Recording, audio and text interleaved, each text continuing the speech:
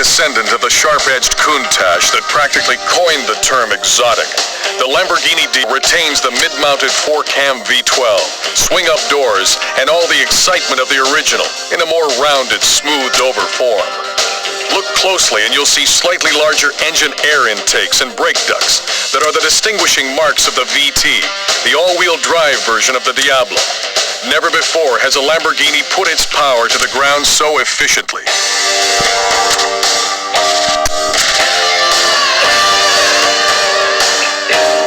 With its all-wheel drive system configured to drive the front wheels only when the rears start spinning, the Diablo VT retains its rear drive character, but with an extra margin of stability. Although aggressive use of throttle can still bring the tail out, power oversteer is much milder than the standard Diablo, and power can be put down sooner. With the capability of accelerating to 60 miles per hour in less than 5 seconds and attaining the fastest top speed of the group at just over 200 miles per hour, the Diablo VT is a formidable presence on either road or track.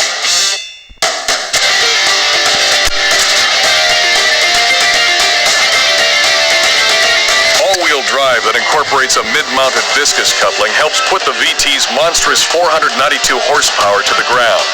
Chassis construction is similar to the Ferraris with a tubular space frame, but aluminum alloy body panels are augmented by a steel roof and strategically placed panels of carbon fiber. Unlike the high-pitched scream of the 512 TR's engine, the Diablo's all-alloy 48-valve V12 resonates with a deep brassiness. Think of a dozen trombones.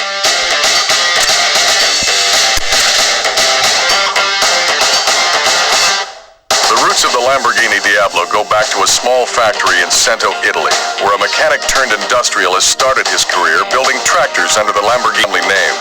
Ferruccio Lamborghini's passion for exotic cars eventually changed the focus of his mechanical and entrepreneurial energies. And in 1964, the first Lamborghini production car was brought to market.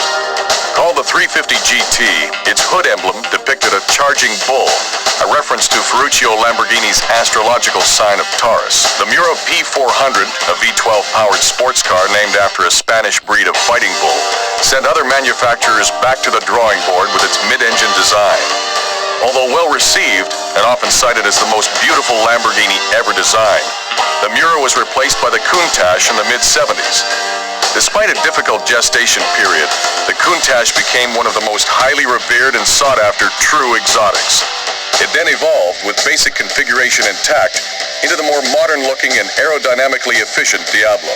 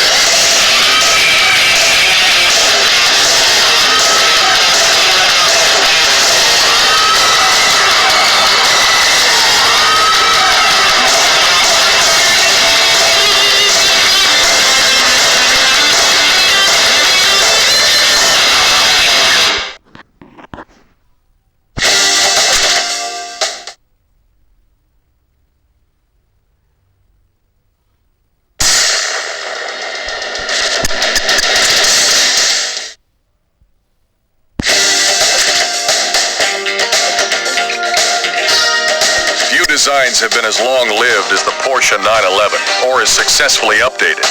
Its instantly recognizable silhouette has been around for more than 30 years, but with each revision, this rear-engined, air-cooled, flat-six-powered sports car from Zuffenhausen has been made to corner more aggressively, accelerate harder, stop shorter, and through detail refinement, look better.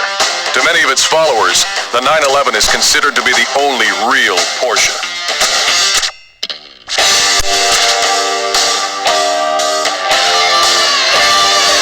With 59% of its 3,065 pounds borne by the rear wheels, the 911's tail can still be made to step out by lifting off the throttle or braking under considerable side loading. However, this tendency is much more benign with its improved rear suspension.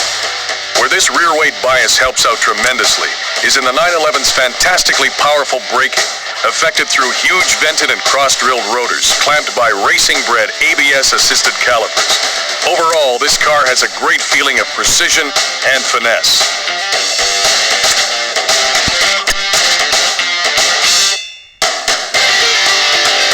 The 911's air-cooled flat-six engine has always been its most intriguing feature, with its belt-driven cooling fan and a crankcase to which bolts 6 individual cylinders and heads.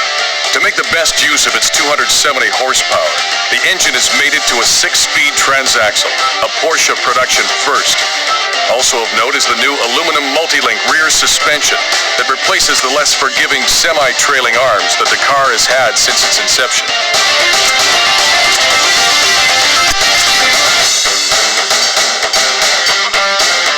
As Ferdinand Porsche was commissioned to design the Volkswagen Beetle well before World War II, it's not surprising that the original Porsche 911 showed aspects of its design, from its rear-mounted air-cooled engine to its torsion bar springs. Making its production debut in 1964, the 911 had a 2-liter flat-six power plant that was essentially a scaled-down version of the 1962 Formula One flat-8 engine. It wasn't until almost a decade later that Porsche introduced its Carrera, an appellation that signified its most powerful model that originated from the grueling Mexican Carrera Panamericana road race. This model became the first Porsche road car whose rear tires were wider than the fronts, and which had a rear spoiler to increase downforce.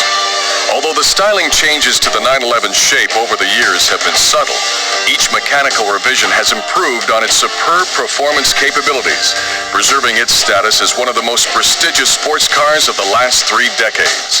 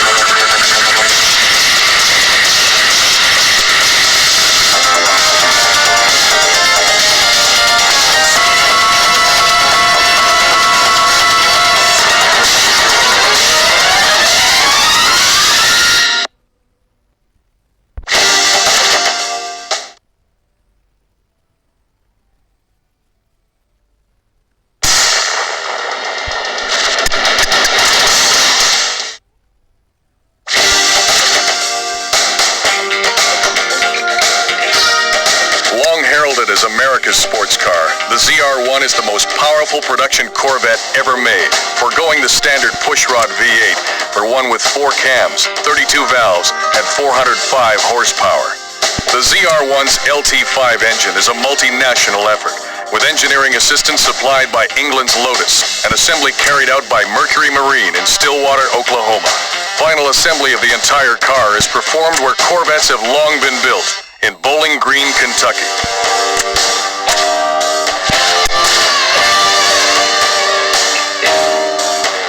Carrying 200 pounds more than a standard Corvette and wearing wider tires, the ZR1 is a little less nimble, but more than makes up for this in sheer power and speed.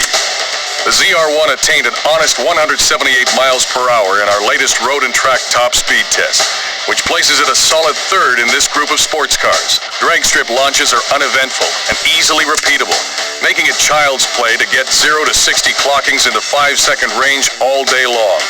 And the big V8's power band is so broad that you seldom have to worry about being in the wrong gear.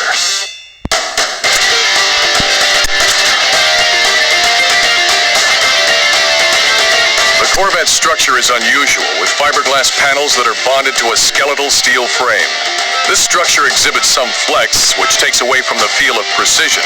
But tires, brakes, and suspension geometry are all so good that this is more of a subjective demerit than anything else.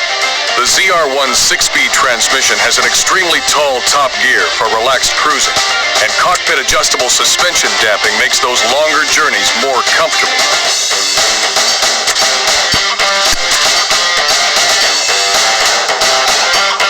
Chevrolet introduced the Corvette in 1953 as the all-American answer to the very popular British roadsters of that era.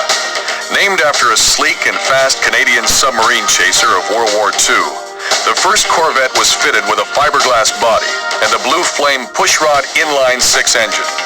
Although the fiberglass body and front-engine rear-drive configuration have become integral components of the Corvette's design, the body shape, engine, and chassis have seen much change over the last 40 years. In 1990, Chevrolet launched the ZR1 project with a mandate to build a supercar that would compete with Ferrari, Porsche, and other European sports cars.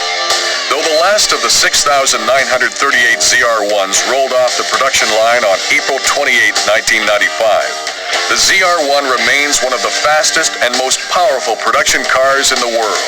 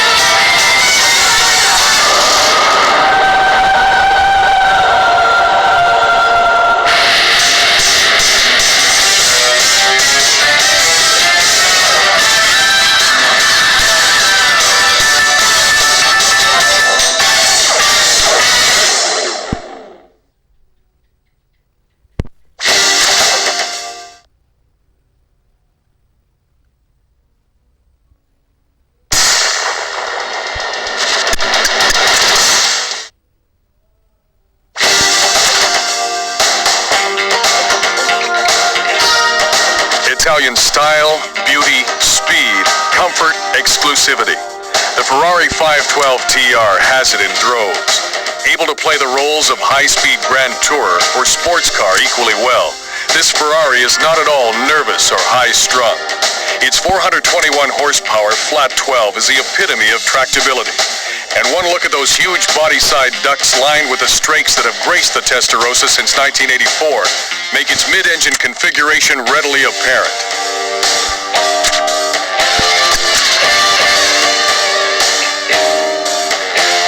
Despite being 55 pounds heavier than its predecessor, the 512 TR's additional 41 horsepower get it to 60 miles per hour, a whopping 1.5 seconds quicker.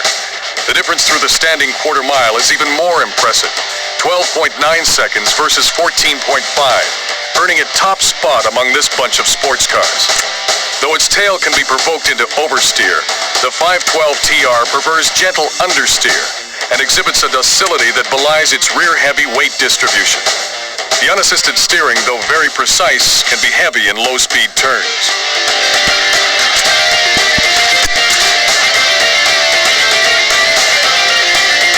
Besides making some of the most glorious mechanical noises on Earth, the 512 TR's all-aluminum flat 12 is a thing of beauty, with intake castings that could be displayed at the Louvre. Compared with the Testarossa it replaces, the 512 TR has 10% more power, larger 18-inch wheels and tires, a stiffer tubular frame, more precise steering, an improved braking system, and a redesigned interior.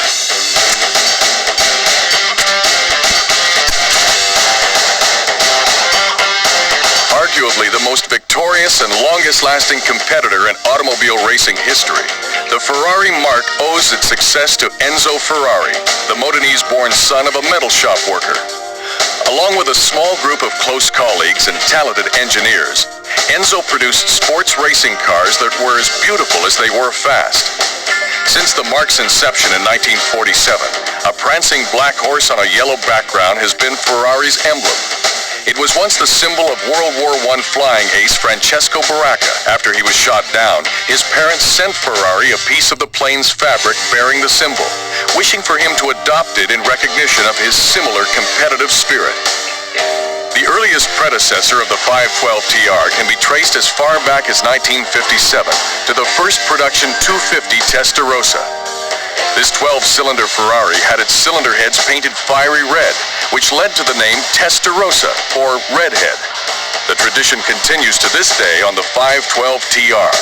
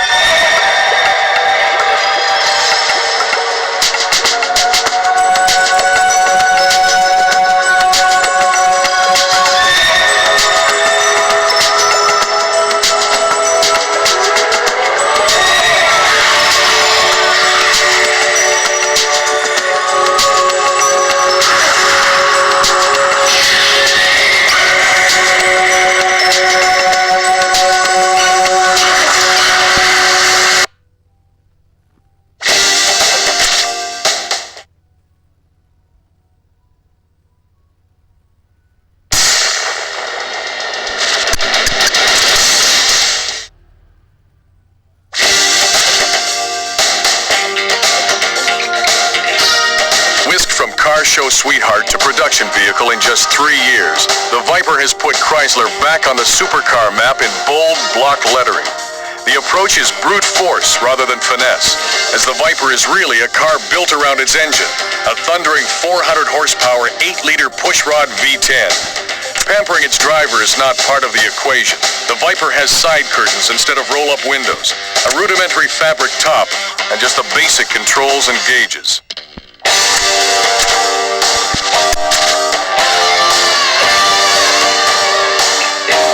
With its short wheelbase and an impressive 450 pound-feet of torque, the Viper can feel twitchy when exiting low-speed corners if you're not smooth on the throttle. But its handling in general is fantastic and has the most direct race car-like feel of the bunch, with 0.96G of lateral grip, just a touch of understeer in a steady-state condition, and virtually no body roll. With a 0 to 60 time of 4.8 seconds, the Viper's straight-line performance so overpowers the senses that its excellent handling can be overlooked.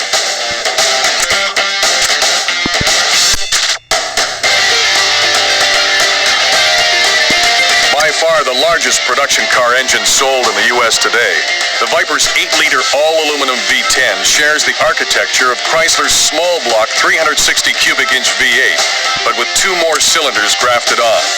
Its exhaust exits through side pipes incorporated into the rocker panels. The Viper's construction follows race car practice, with a square-section tubular steel frame, tubular double wishbone suspension with coil-over shock plastic bodywork.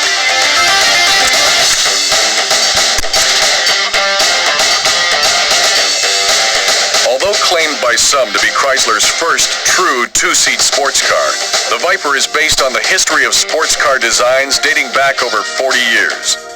The first of these was the 1952 Chrysler Hemi-powered Cunningham C2R sports racer, which despite its limited production run, has been cited as the grandfather of the Viper.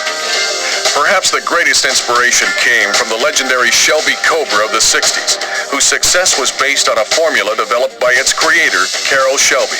He took British-built AC Roadsters and bolted in massive 289 and 427 cubic inch V8s. In 1991, only 2 years after starting development, Carroll Shelby drove the Viper as the official pace car of the Indy 500.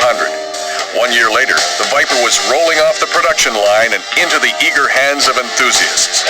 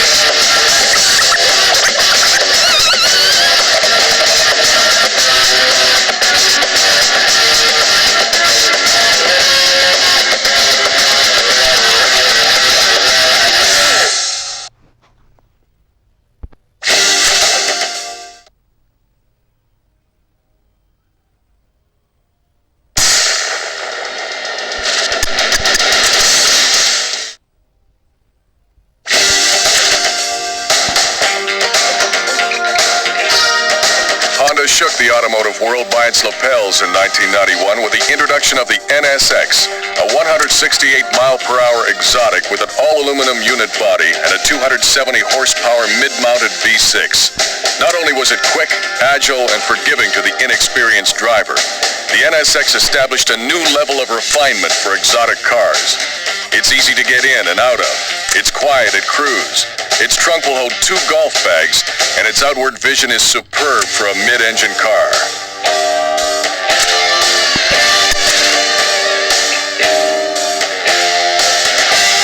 While it may not be the most powerful exotic, the NSX's trim 3,000-pound curb weight makes the most of the power it has got, with 0 to 60 runs of less than 6 seconds as proof. Forgiving and predictable are words that come to mind, with the driver needing to do something really foolish to get this car to spin. The steering feedback is so immediate and precise, it almost feels as if you're holding a tie rod in each hand. Powerful anti-lock brakes give the NSX the most stopping power of the bunch.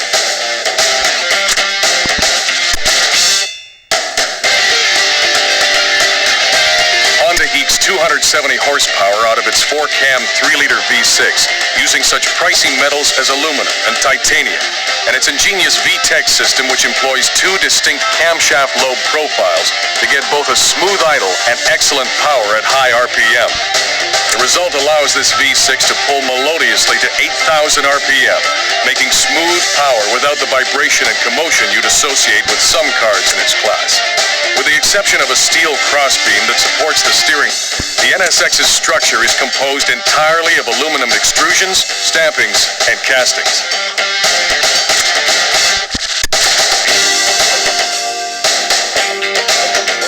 Honda, already famous as the world's biggest and most successful motorcycle manufacturer, displayed its first road car at the 1962 Tokyo Auto Show, a small roadster with an air-cooled 4-cylinder engine. At about the same time, Honda's Formula One effort was hitting full stride. It peaked when Richie Ginther drove the shrieking V12 Honda Formula One car to victory in the 1965 Mexican Grand Prix. This was just a taste of things to come, as Honda's competition record in Formula One during the late 80s was unmatched. Their technical leadership in the design of both V10 and V12 engines earned them numerous victories and a reputation for building some of the most advanced racing machinery to date. It was a logical next step to enter the exotic car market by playing off its strong reputation in Formula One. In preparing to build the NSX, Honda constructed one of the most technologically advanced manufacturing facilities in the world in Tochigi, Japan. In 1991, this plant started building the NSX, the world's first series-produced sports car with an all-aluminum frame and body.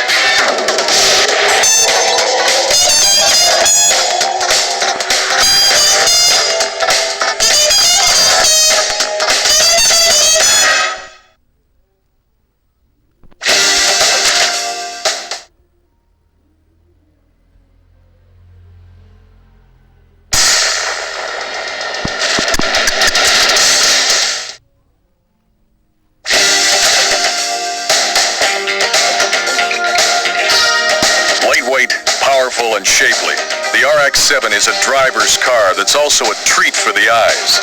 The world's only Wankel-powered sports car boasts 255 horsepower and a curb weight of just 2,850 pounds, making it the lightest of the group. This power-to-weight ratio generates forceful acceleration and an extremely nimble handling feel. The RX-7's cockpit wraps tightly around 2 occupants, with room under the rear hatch for just a weekend's worth of luggage.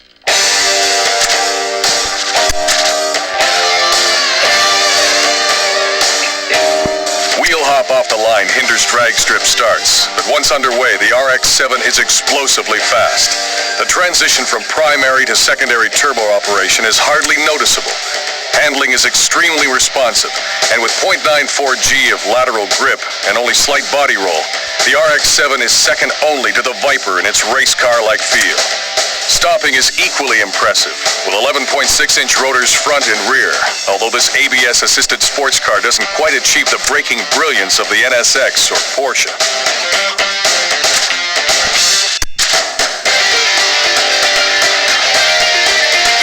At the RX-7's heart is a two-rotor, 255-horsepower Wankel engine, fortified by a twin turbocharger system that transitions from primary to secondary turbo at about 4,500 RPM. The RX-7's unit body is of steel, with an aluminum hood and minimized glass area for weight reduction. Further use of aluminum is found in the links of the RX-7's four-wheel independent suspension to lower unsprung weight for improved handling.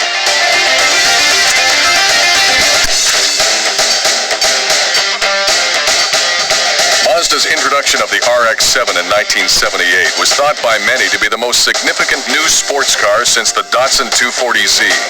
It was a high-quality, affordable sports car with good performance, reasonable fuel economy, exciting styling, and for a two-seater, generous interior room.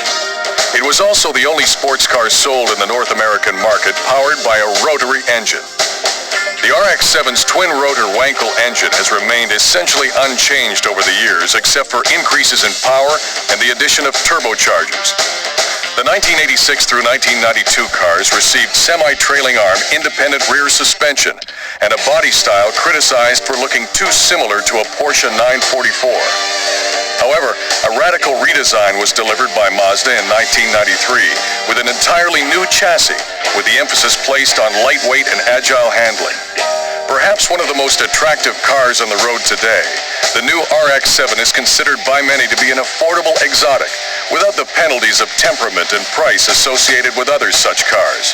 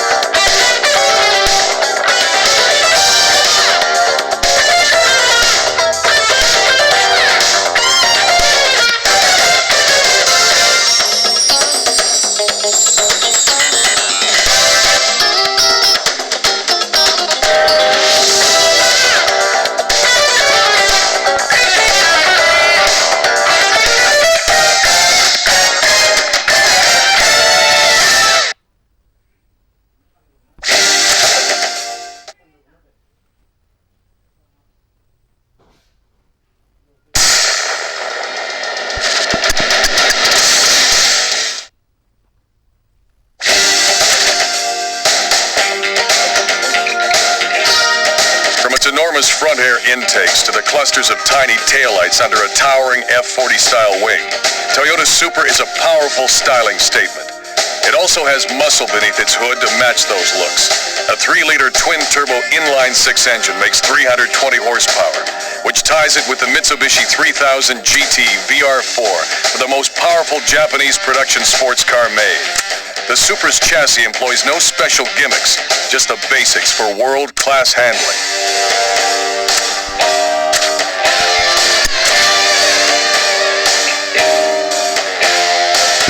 Defeat the standard traction control, and the Supra will take you to 60 miles per hour in a torrid 5 seconds flat, helped by a slick shifting 6-speed with throws as short as a Formula Ford's. Tremendous grip and extremely predictable handling manners make it easy to extract the most from this chassis, putting it near the top of the group for overall handling and control. But be careful when exiting tight corners. The tail can and will come out under power.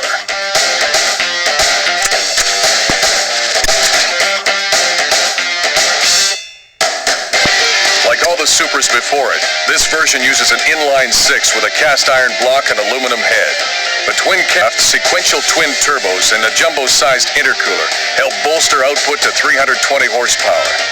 Despite weight-saving efforts such as hollow fiber carpeting, dished head bolts, and a glass sphere-filled rear wing, the Supra's no bantamweight. Our scales show a healthy 3,450 pounds.